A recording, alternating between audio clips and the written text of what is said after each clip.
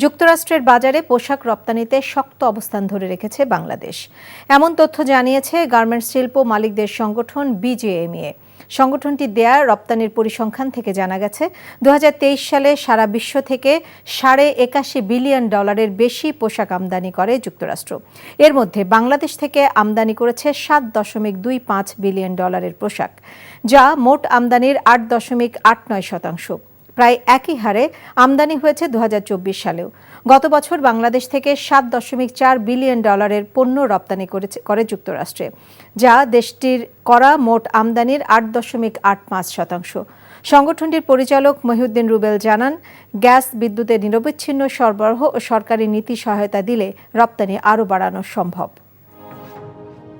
Compliance থেকে শুরু করে গ্রিন ইনিশিয়েটিভ থেকে শুরু করে লেবার রাইটস এর জায়গাগুলোতে আমরা অনেক কাজ করার চেষ্টা করেছি, প্রোডাক্ট ডাইভার্সিফিকেশন এবং এই জায়গাগুলোতে আমরা কাজ করেছি। সো ডেফিনেটলি সেটার একটা রেজাল্ট, লং টার্ম রেজাল্ট কিন্তু আমরা এখন আস্তে আস্তে পাচ্ছি। এবং যেহেতু ওদের ইকোনমি বেটার হচ্ছে, ওদের সেলস বাড়ছে, অবভিয়াসলি সেটার রেজাল্ট সামনের দিনে আমরা আরো বেশি পাবো বা দেখতে পাবো বলে মনে করি। এই ঈদে জামা জুতো অ্যাক্সেসরিজের ডিসকাউন্ট